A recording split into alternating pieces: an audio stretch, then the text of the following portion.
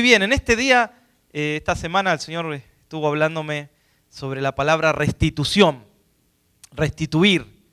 Estuvo ministrándome mucho el Señor sobre esto y uso mucho cuidado cuando se predica sobre la restitución. Hay muchas cosas que se hablan que no están en la palabra de Dios. Entonces usé mucho cuidado en armar en esta semana este sermón, porque el Señor me puso esta palabra en el corazón, que ha llegado el tiempo de la restitución. Amén. Restitución. Miren, cuando pensaba en esto como introducción, pensé en Job, en la prueba que tuvo Job, ¿no? Allí en el capítulo 42, al final del libro de Job, ustedes saben la historia de Job, cómo él entró en esa prueba, ¿no? No que el Señor hizo todo esto, sino que, ¿se acuerdan cómo fue? Dice que Satanás se presentó delante de Dios, ahí se esconde, ¿no? Entre los que estaban ahí y se presentó para decir, mira tu siervo Job, cómo está él sirviéndote y cómo él te ama. Pero ¿sabes? Le dice Satanás, te ama porque tú lo tienes resguardado, lo tienes cubierto, lo tienes vallado, o sea, nada le pasa. Y él te ama porque tú lo bendices. Y él te ama porque tú le das propiedades o ganado. Entonces, Dios sabía que no era por eso. Sin embargo, siempre está ahí el enemigo queriendo truncar los planes. Siempre está queriendo probar, ¿no? Entonces Dios le dice, bueno, puedes probarlo, pero no le toques su vida, ¿no? Que no le pase nada. Entonces ahí empieza una serie de inconvenientes que le surgieron a Job. Ustedes saben bien la historia. Y al final, en el versículo 42, versículo 10, Job 42:10 dice, y quitó Jehová la aflicción de Job cuando él hubo orado por sus amigos. Bueno, más que amigos, eran enemigos, ¿no? Eso. Pero bueno, oró por sus amigos, los poquitos que le quedaron. Y aumentó al doble todas las cosas que habían sido de Job anteriormente, que él había perdido. ¿Y cómo veía Dios a Job? Miren, Dios veía a Job como un hombre, allí en el capítulo 1, versículo 1, dice que era un hombre perfecto, recto, temeroso y apartado del mal. Así nos ve Dios. Cuando Dios nos ve, no está viendo nuestros errores, no está viendo nuestras faltas. Él está para perdonarnos cuando nos arrepentimos. Pero ¿cómo Dios nos ve? Dios nos ve como Jesús veía a los discípulos, hermanos. ¿Cómo veía Jesús a los discípulos? Como la obra terminada, ¿no? Porque si veía lo que hacían, ahí estaba Pedro que una vez le cortó la oreja a uno y miren, ahí estaban los Boanerges, los hijos del trueno. Pero él veía a sus discípulos como la obra terminada. Ahí, cuando el enemigo se le presenta, como les dije, les dice, no le has cercado alrededor de él, a su casa, todo lo que él tiene, y le has dado bendición. Por tanto, ¿sabes, Dios? Él te ama por todas las posesiones físicas que tiene, por todo el ganado, por todo el dinero que tiene. Miren cómo juzga el enemigo, ¿no? Entonces Dios sabía que no, pero esa prueba vino bien. ¿Saben? Yo descubrí en estos 20 años, este año cumplo 20 años en el ministerio, descubrí que todo tiene que ser probado. En algún momento todo es probado. Tu cristianismo en algún momento va a ser probado. Tu fe, tu servicio. Miren, si nuestro Señor fue probado en todo, ¿no? Para ver si realmente iba a ser la voluntad de su Padre. ¿Cómo nosotros no vamos a ser en algún momento probados? Pero en ese tiempo de prueba, que el Señor te encuentre siendo fiel, haciendo la obra del ministerio, sirviéndole, amándole, a pesar de un montón de situaciones, de un montón de situaciones que se presentan. Porque Él va a retribuir, hermanos. Él va a retribuir cada cosa que hagamos. Él va a retribuir cada servicio, cada semillita que sembraste sirviéndole al Señor. Cuando nadie te vio o cuando nadie te ve y estás haciendo algo para Dios, no esperes que el hombre recompense. El hombre muchas veces el ser humano fallamos. Y el que está aquí primero es el que falla. El que está aquí hablándoles. Todos fallamos, pero Dios no falla. Dios es el que restituye. Por eso no es en vano lo que hacemos para Dios. Nunca es en vano. Todo lo que hacemos para el Señor va a haber una restitución, pero del mismo Padre Celestial. Pero va a llegar. Espéralo. Claro, no lo ves en tiempo de pruebas. Job en ese tiempo no veía nada. Job decía, ¿qué está pasando? Yo amo a Dios. Yo hago las cosas para el Señor. y ahora me viene esta prueba y perdió a sus hijos, fíjense, perdió a su esposa, perdió todo el ganado. Y aún sus amigos se acercaban, que a veces no eran tan amigos, eran medios enemigos, ¿no? Que le hablaban y él tenía que encima de eso soportar.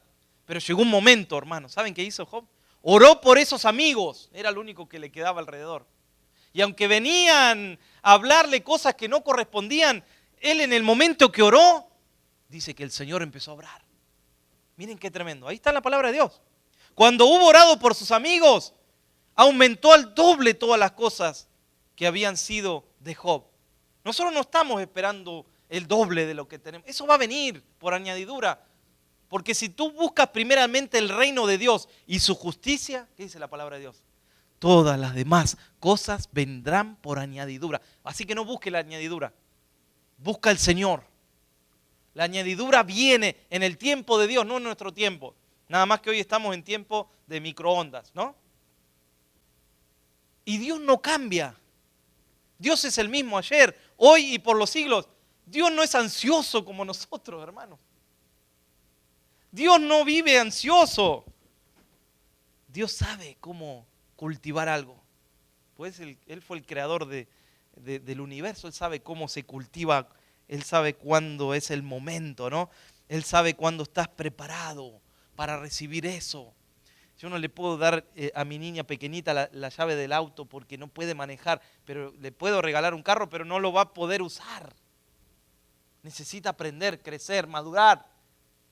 Dios no nos va a dar algo que todavía no estemos preparados, pero viene el tiempo donde te va a dar algo, te va a restituir algo, te va a dar algo y vas a estar formado para poder llevarlo adelante, para poder cuidarlo también.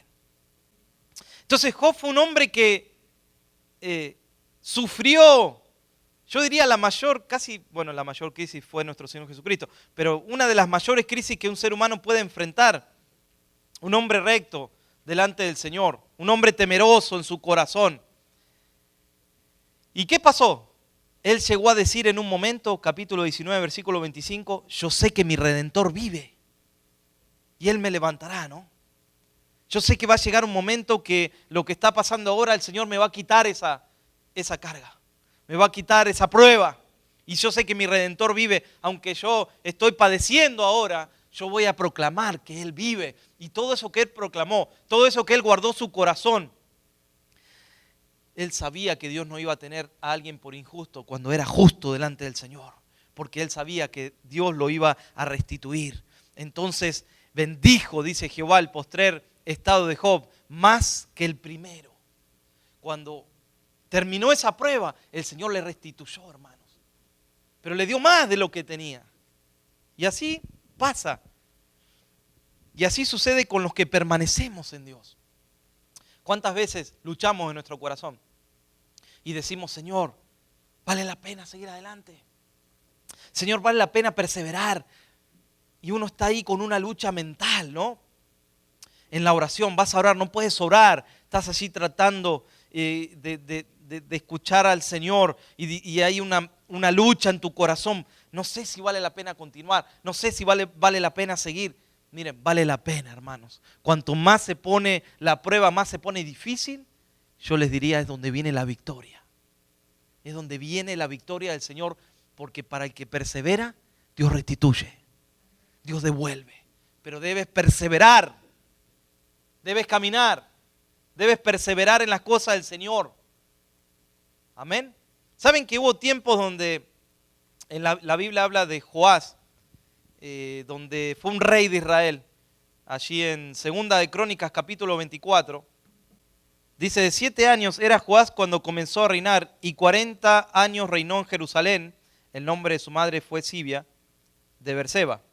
E hizo Joás lo recto ante los ojos del Señor todos los días de Joiada el sacerdote. Y Joiada tomó para él 2 mujeres y engendró hijos e hijas. Después de esto aconteció que Joás tuvo voluntad de reparar la casa del Señor y juntó los sacerdotes y los levitas y les dijo, salir por las ciudades de Judá y juntad dinero de todo Israel para que cada año sea reparada la casa de Dios. Y vosotros ponéis diligencia en el negocio, mas los levitas no pusieron diligencia, por lo cual el rey llamó a Joiada, el principal, y le dijo: ¿por qué no has procurado que los levitas traigan de Judá y de Jerusalén el tabernáculo del testimonio, la ofrenda que constituyó Moisés, siervo del Señor, y la congregación de Israel? Bueno, versículo 8. Y mandó el rey que hicieran un arca, la cual pusieron fuera de la puerta de la casa del Señor, e hicieron pregonar en Judá y en Jerusalén que trajeren al Señor la ofrenda que Moisés, siervo de Dios, había constituido a Israel en el desierto. Y todos los principales y todo el pueblo se alegraron y traían y echaban en el arca hasta llenarla. Y cuando venía el tiempo para llevar el arca al magistrado del rey, por mano de los levitas, cuando veían que había mucho dinero, venía el escriba del rey y el que estaba puesto por el sumo sacerdote, y llevaban el arca y la vaciaban y volvían a su lugar, y así lo hacían cada día. Miren, versículo 12. El cual daba al rey y Joiada a los que hacían la obra del servicio en la casa del Señor, y tomaban canteros y oficiales que reparasen la casa del Señor, y herreros, metaleros, para reparar la casa del Señor. Hacían pues los oficiales la obra, y por sus manos fue la obra restaurada, y restituyeron la casa de Dios. Versículo 14. Y cuando hubieron acabado, trajeron lo que quedaba del dinero al rey y a Joiada, e hicieron de él vasos para la casa del Señor, vasos de servicio, morteros. Bueno, ahí explica bien, de plata, ¿no? Y lo santificaron. Miren qué lindo. Ahí está hablando de una obra de restauración, de restitución. ¿Sabe más que una obra de restauración, de restitución? Porque la casa estaba descuidada, y cuando el templo está descuidado en esos tiempos, era que Dios estaba descuidado. Y cuando dejaban a Dios, ahí venían de otros pueblos y los tomaban cautivos, y ahí es donde el pueblo de Israel perdía absolutamente todo, y estando en ese estado volvían y decían: no, pero Dios nos dio una tierra, Dios a través de Moisés, y empezaban a recordar la Biblia, la palabra del Señor. Pero a mí me llamó la atención este capítulo 24, porque allí pasaron por lo menos 3 cosas importantes. Primero, se organizaron en restaurar, se organizaron en restituir el culto a Dios, el templo del Señor y aún los utensilios que eran muy importantes. ¿Cómo restituyeron eso? Queriendo que el Señor nuevamente sea el Dios de ese lugar. Ahí en el versículo 7 podemos leer, porque ese versículo no lo leímos. Porque dice: porque la impía Atalía y sus hijos habían destruido la casa de Dios, y además habían gastado en los ídolos todas las cosas consagradas. Miren lo que había pasado. Entonces lo segundo que hizo es volver a restituir esa área que era importante en el culto a Dios. Y a través de eso Dios volvió a ese lugar, hermanos. Y lo tercero que veo es la entrega. Allí en el versículo 13 dice: hacían pues los oficiales la obra, y por sus manos fue la obra restaurada, y restituyeron la casa de Dios, su disposición, y la fortificaron. Miren qué tremendo, hermano. Versículo 14. Y cuando hubieron acabado, trajeron los que quedaban del dinero del rey y a Joiada, e hicieron vasos para la casa del Señor. Dios está queriendo restituir en nuestra vida espiritual, ¿saben? Que ahora nosotros somos el templo de Dios. Nuestro cuerpo es el templo. O sea, aquí estamos en un edificio, ¿no? Pero aquí Dios habita porque tú estás aquí. Dios se manifiesta porque tú estás aquí. Pero en realidad Dios no habita en templos hechos de mano. Dios habita en cada corazón que se entrega al Señor y que es restaurado por el Señor y que es limpiado por el Señor. Esa es la obra. La palabra restitución en la Biblia significa restaurar algo a su estado anterior. Y a través de los tiempos, ¿saben? Dios envió profetas, envió palabra de restauración que Él quería restaurar. Todo el Antiguo Testamento está lleno de versículos donde habla de que iba a venir alguien que iba a restaurar. Ese fue nuestro Señor Jesucristo, que a través de su obra comenzó la obra de restitución en el ser humano. Y claro, estamos viviendo tiempos de gracia, tiempos de restitución, porque el ser humano sin Dios, hermanos, ¿cómo está? Está caído, ¿no? Vive errante, este mundo, este sistema de este mundo va hacia la perdición. Aún todavía en Jerusalén hay conflictos, pero los que hemos creído, una vez hemos puesto nuestra confianza en Dios, ahora estamos en un tiempo de restauración, ¿no? En un tiempo de restitución, donde estamos restaurando nuestra vida, nuestro matrimonio, los que están restaurando su matrimonio, por ejemplo. Entonces, esta palabra restitución significa reintegro, miren. Se traduce reintegro, retorno, renovación, rescate. Lo contrario, ¿qué sería? Usurpación, ¿no? Que es lo que el enemigo hace, usurpa sin pedir permiso, ¿no? Entonces el concepto de restitución se emplea con frecuencia, muchas veces se habla cuando tiene que ver con la identidad también de una persona. Por ejemplo, en mi país hubo un tiempo donde hubo una dictadura militar, muchos niños nacieron y fueron quitados de las personas que estaban presas. En ese tiempo era normal que por la noche los militares rompan una puerta y entren y saquen a alguien que posiblemente sea un maestro o sea alguien que estaba preparado, que tenía una carrera, que estaba en un partido político. Entonces era terrible lo que pasaba allí cuando a veces usaban unos bus que eran escolares, que yo me acuerdo que jugaban un tiempo chiquito, y me decían siempre, si los ves por ahí vacíos, vente corriendo a casa, porque estaba ese temor, ¿no? De que enseguida suban gente. Entonces muchas personas, muchas mujeres embarazadas tuvieron sus hijos, se los quitaron y se los vendían a otras familias. Entonces muchos perdieron la identidad.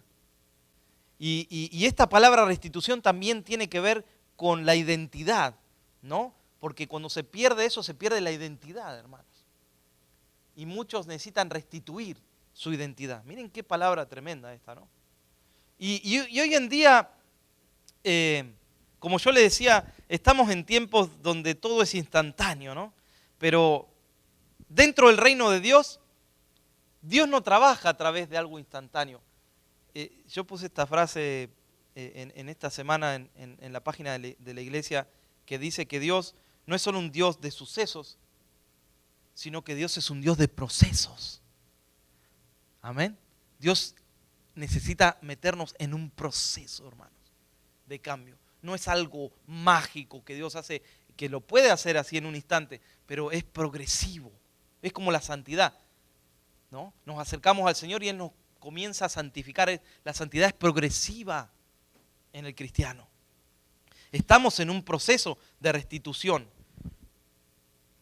Y por ejemplo, en la Biblia encontramos que las cosas así que se hacen desesperadamente siempre salen mal, ¿no? Las cosas que se hacen sin pensar, las cosas que se hacen sin orar, se hacen por una emoción. Muchas veces se toman decisiones que no están fundadas en la oración y salen mal. Por ejemplo, Saúl. El rey Saúl, por no esperar al profeta, ¿qué hizo? Él dijo, yo también lo puedo hacer esto. Si lo puede hacer el profeta, yo también. Y ahí le fue muy mal a Saúl por hacer cosas que no le correspondían. El pueblo mismo de Israel, ¿no? Cuando estaba Moisés buscando las tablas en la presencia del Señor, ellos decían que se tardaba. ¿Y qué pasó allí? Por desesperación hicieron ahí un becerro, y cuando bajó Moisés y vio todo eso, hermanos, yo creo que se quería regresar hacia arriba, ¿no? Y mejor me quedo allá con el Señor, porque aquí abajo, ¿qué están haciendo? Tomaron decisiones. Dios no se salta al protocolo. Él no está ansioso, como le dije, Él no está desesperado. Él está sentado en su trono, hermanos, y nada lo mueve de ese trono. Nosotros vivimos muchas veces con decisiones inconstantes, pero Dios no es un Dios inconstante. Él está sentado en el trono y Él domina todas las cosas por su palabra. Por eso necesitamos nosotros encontrarnos y buscar la palabra del Señor. Él va a restituir, hermanos. Restituir es recuperar lo valioso que se ha perdido, pero no solamente es lo económico lo que Dios restituye. Hoy se habla solamente de la prosperidad. Yo estoy haciendo un estudio sobre los esenios. Ellos decían que no debían haber ni pobres ni ricos. Ellos tenían todo en común. ¿Saben que el cristianismo primitivo, los primeros cristianos tenían todo en común? Los únicos que tenían todo en común eran los esenios. Vivían en comunidad y si alguien necesitaba, se le daba al que más tenía, se le daba al que menos tenía. De ahí los primeros cristianos sacaron ese concepto, ¿no? Y ¿saben? Yo prefiero nutrirme de estos conocimientos antes del evangelio de la prosperidad. Que muchos dicen, hoy es bíblico, pero en realidad no está en la palabra. Porque no, yo sé que Dios te quiere restituir económicamente, pero ese no es el fin. Esa es una parte importante. ¿Cómo no? Claro que Dios prospera. Y yo también quiero que Dios nos prospere. ¿Quién no va a querer eso? Pero ese no es el fin. El fin principal es que mi vida espiritual prospere primeramente. La Biblia dice, amado, deseo que seas prosperado así como prospera tu alma. ¿No dice así? Entonces, ¿qué está diciendo primero? Que prospere tu vida espiritual primero. Y así como prospera tu vida espiritual, va a prosperar tu vida material. Amén. Entonces, fíjense que aquí lo que se perdió es lo valioso, lo verdadero, lo genuino, lo que tiene que ver con lo espiritual, lo que tiene que ver con lo eterno. Eso es lo que el hombre perdió. Eso es lo que perdió en el Edén, la conexión con lo eterno, la conexión con Dios. Y anduvo el hombre errante en la vida, ¿no? Errante, dejando a Dios de lado. Y vemos a través de la historia cómo quisieron hacer esa torre, ¿no? Que quería llegar al cielo y cómo Dios tuvo que confundir. El hombre apartó a Dios de su vida. Y esto es lo que Dios quiere restituir. Y en Cristo, yo quiero rápidamente hablar de 4 cosas que Cristo nos restituyó a través de su obra. Hay más de 4, pero por lo menos 4 cosas que el Señor nos restituyó.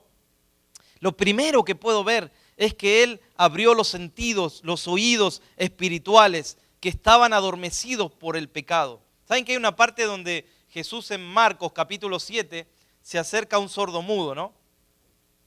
Entonces le rogaron, en el capítulo 7 de Marcos, versículo 32, le rogaron, dice, que los sanase.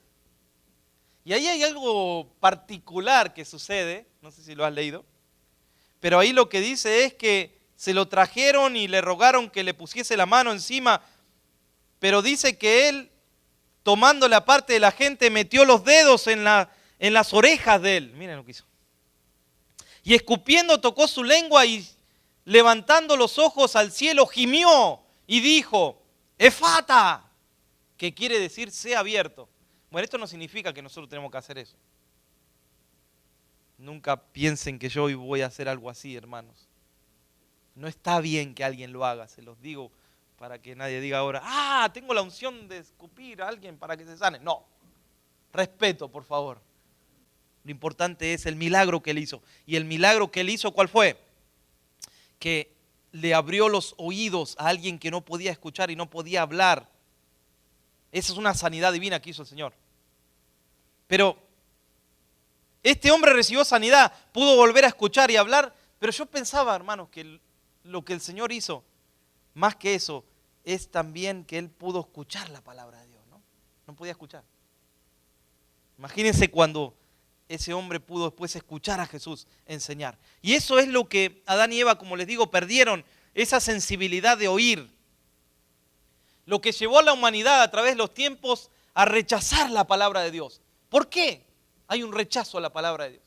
Que la gente tiene ese comezón, dice que en los últimos tiempos va a ser peor, pero la gente tiene adormecidos los oídos. Por eso cuando una persona no nace de nuevo, hermanos, no se convierte a Dios, no puede escuchar la voz de Dios, no puede comprender la sabiduría, la profundidad de la palabra de Dios. Por eso cuando tú empiezas a venir a la iglesia, hay un momento donde tú comprendes y te enamoras de esta palabra y empiezas a estudiarla y empiezas a profundizar porque hay un amor, porque ahí el oído se destapa, hermano. Y así como Jesús sanó físicamente, también nuestros oídos espirituales tienen que despertarse. ¿Cómo se despierta? ¿Cómo se abre un oído espiritual? Por la fe. Por eso para el mundo es locura. Es locura para los que se pierden. Que tú ores. Es locura que tú busques al Señor. Es locura que tú vayas a la iglesia. Porque no comprenden. Porque la fe viene por el oír. ¿Pero el oír qué? La palabra de Dios. Entonces, dice Jeremías 6:10, ¿a quién hablaré y advertiré para que oigan? He aquí sus oídos están cerrados y no pueden escuchar. He aquí la palabra del Señor les es oprobio, no se deleitan en ella. Dice Dios, estoy hablando, pero no escuchan. Estoy enviando profetas, ¿a quién advertiré lo que va a pasar para que oigan? Pero sus oídos están cerrados, dice Dios. Como si sabían escuchar, pero no escuchaban la voz de Dios. No comprendían, de eso está hablando. Por eso en los últimos tiempos, Mateo 4:4 dice, y se apartarán sus oídos de la verdad y se volverán a los mitos. No querrán escuchar la palabra de Dios. Y querrán tomar mitos y cuantos cuentos, porque van a ser reacios a la palabra del Señor. Lo segundo que Jesús abrió, ¿saben qué fue en los discípulos? El entendimiento, hermanos, para comprender las verdades de Dios. Lucas capítulo 24, ahí sí quiero que me acompañes. Lucas capítulo 24, versículos 38 al 45. Pero les dijo, ¿por qué estáis turbados y vienen a vuestro corazón estos pensamientos? Mirad mis manos y mis pies, que yo mismo soy, palpad y ved. Porque un espíritu no tiene carne ni huesos, como veis que yo tengo. Y diciendo esto les mostró las manos y los pies. Y como todavía ellos de gozo no le creían y estaban maravillados, les dijo, ¿tenéis aquí algo de comer? Entonces le dieron parte de un pez asado y un panal de miel. Y él lo tomó y comió delante de ellos y les dijo, estas son las palabras que os hablé estando aún con vosotros, que era necesario que se cumpliese todo lo que está escrito de mí en la ley de Moisés, en los profetas y en los salmos. Entonces les abrió el entendimiento para que comprendiesen las escrituras. Esto es algo espiritual, hermano. Que alguien lo entiende y lo recibe cuando se convierte al Señor. Yo creo que en este momento fue donde los discípulos realmente se convirtieron a Dios. Pero porque ahí comprendieron y ahí se dedicaron a la obra de Dios. Hasta ese momento ni siquiera creían si era Él, hermanos. Ni siquiera sabían dónde estaba el cuerpo, no comprendían qué Él les había dicho. Estaban buscándolo cuando Él les había dicho. No comprendían las Escrituras. Jesús les hablaba de las Escrituras, todo lo que se tenía que cumplir, ellos no. Hasta ese momento que comprendieron las Escrituras, porque el Señor les abrió el entendimiento. Y esa palabra abrió, en el griego es una palabra tremenda. Dianoigo es la palabra, que significa abrir completamente, no en parte, sino completamente. ¿Saben? Esta palabra es la misma palabra griega que se usa en Hechos 16:14 para describir la conversión de Lidia. Es la misma, yo encontré que es la misma palabra en el griego, exactamente la misma, cuando dice el Señor abrió el corazón para ella, para que estuviese atenta a lo que Pablo decía. O sea que hay algo tremendo. Pablo está predicando la palabra de Dios, como tú predicas. Tú compartes la palabra de Dios, pero tú no puedes convencer a nadie. Es la palabra la que va a convencer. Pero ¿saben qué más hay ahí que está pasando? Que cuando la palabra es predicada, el Señor hace la obra de abrir el corazón. Para que esa persona que no entiende quizás nada, pero dice, no, hay algo que me está pasando cuando me predican, y abre el corazón esa persona y se entrega a Dios. Esa es una obra del Espíritu Santo, pero va acompañada de la predicación del Evangelio. Por eso es que el Señor te quiere usar a ti, me quiere usar a mí, porque dice el Señor abrió el corazón de ella. O sea que Él lo puede cerrar y lo puede abrir en base al propósito que el Señor tiene en cada uno. Esa palabra abrió también se usa allí, abrió el corazón. Y ahí el Señor abrió el corazón de los discípulos. Ahora, pero así no pasa con aquellos que no han nacido de nuevo, porque en 2 Corintios 3:14 dice, pero el entendimiento de ellos se embotó, porque hasta el día de hoy, cuando leen el antiguo pacto, les queda el mismo velo no descubierto, el cual por Cristo es quitado. Miren qué tremendo. Ese velo es quitado por Cristo. Es como algo que está delante de los ojos. Es como un velo que los cubre, los tapa, no pueden ver, pero espiritualmente hablando, hermanos. Entonces dicen, muchos leen la ley Y están ahí en la letra, y están ahí tratando de comprender, no en el espíritu de la palabra, en la letra, en la letra. Y lo leen, pero no lo entienden, no lo comprenden. Hasta que Cristo quita ese velo, quita eso que está delante de los ojos espirituales, para que lo puedan comprender. Y el único que hace la obra es Cristo. Cuando alguien se vuelve a Cristo, el velo es quitado, su entendimiento es abierto y la persona viene a Cristo en una conversión verdadera.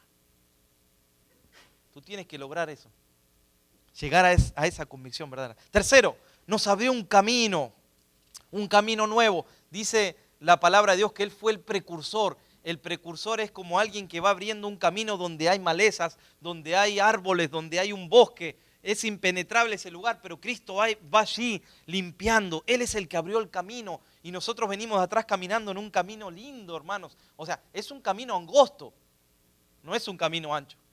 Sin embargo, está limpio porque Cristo ya pasó por ahí. Él es el único que caminó por donde tú caminas.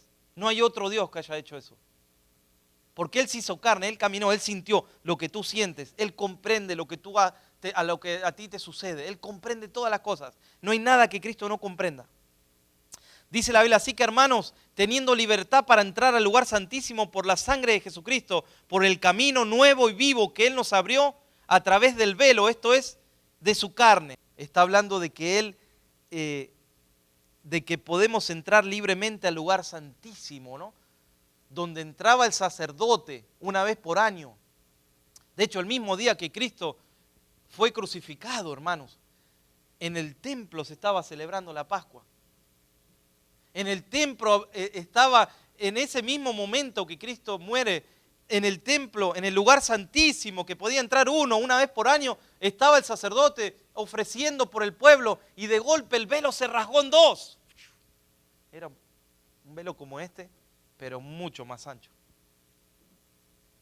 Imagínense, el sacerdote ahí adentro y de repente el velo se corta de arriba hacia abajo.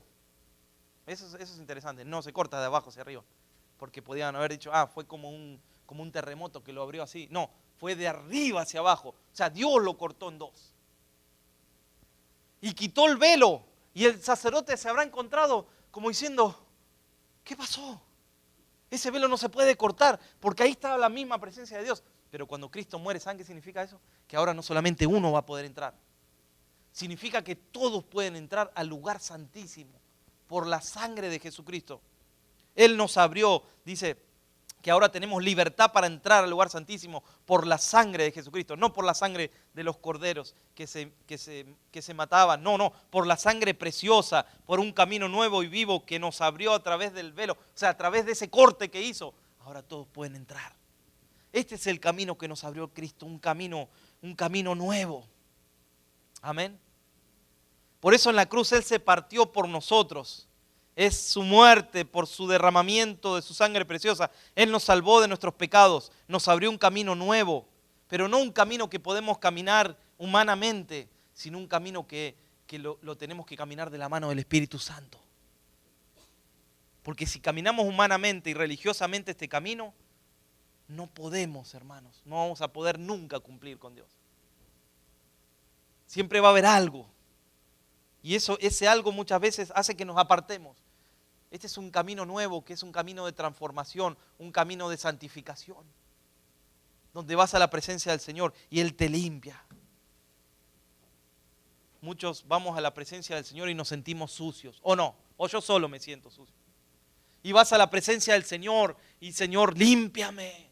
Y ahí viene la sangre preciosa ahí, hermanos, la presencia del Señor y tú te arrepientes y el Señor te limpia, te restaura, te santifica. Y por último, lo que el Señor abrió fueron los cielos que estaban cerrados, pero no naturalmente, espiritualmente estaban cerrados por el pecado, estaban cerrados. Solamente había uno, como les digo, que podía ir al lugar santísimo. Uno podía entrar una vez por año y rociaba todo ese lugar, lo rociaba con la sangre de los corderos. ¿Por qué lo rociaba? Porque cuando la presencia de Dios descendía, ¿saben? A ese lugar, como Él estaba ofreciendo el pecado del pueblo, la presencia de Dios se desataba como la ira de Dios por el pecado. Pero cuando esa sangre estaba ahí rociada, la ira se aplacaba y ahí permanecía. Y ahí el sacerdote podía ofrecer. Y si él tenía que ofrecerse por él mismo, porque si tenía algún pecado no confesado, moría. Ahora, cuando nosotros entramos a la presencia de Dios, ¿por qué podemos entrar confiadamente y no morir? Porque tendríamos mucho que morir, ¿o no? Porque la sangre de Cristo está en tu vida, está sobre tu cuerpo. Entonces Dios, ¿saben qué hace? Te ama ahora. Porque ve que hay un pecador, pero la sangre de Cristo, y Él dice, esa sangre puede hacer que no te destruya la ira de Dios, sino que Él te ame y Él te reciba en su misma presencia. Por eso lo que Él restituyó, hermanos, es la comunión. Esa es una de las cosas más tremendas que Cristo restituyó. La comunión, la relación, la intimidad. Por eso muchos le decían, Moisés, ve y ora tú al Señor, pídele tú a Dios. Dicen que en un momento el pueblo de Israel se encontraban y había rayos y había, ahí estaba Dios moviéndose, hermano. Y el pueblo tuvo miedo a la presencia de Dios, claro, porque no estaban muy bien, que digamos. Y le decían, Moisés, habla con Dios, Moisés tú. Pero ahora ya no es Moisés tú, hermano. Ahora ya no es, ore usted por mí. Ahora es que nosotros tenemos que hacerlo. Porque la Biblia dice que somos reyes y sacerdotes. No solamente el pastor es sacerdote. Bueno, yo no quiero ser sacerdote, ¿eh? Dígame Alex nada más. No quiero cargo ni nombres. Pero no es, usted pastor, sí, yo lo puedo hacer, pero Dios quiere que lo hagas tú. Dios quiere usarte a ti. Dios quiere escucharte a ti. Que tú ores. Pero estos cielos están abiertos. Dice que cuando Cristo se bautizó, dice que se escuchó una voz, ¿no? Los cielos se abrieron, se escuchó una voz que dijo, este es mi hijo amado, a él escuchen. En otra versión dice, este es mi hijo amado en quien tengo complacencia. Esteban, cuando estaba por morir, dice que vio los cielos abiertos y vio al Hijo de Dios sentado a la diestra del Padre, ¿no? Y mientras lo estaban apedreando, quizás estaba entre la vida y la muerte con esas piedras, pero no importa, porque él vio, dice, veo los cielos abiertos, y ahí había uno que consentía en su muerte. ¿Quién era?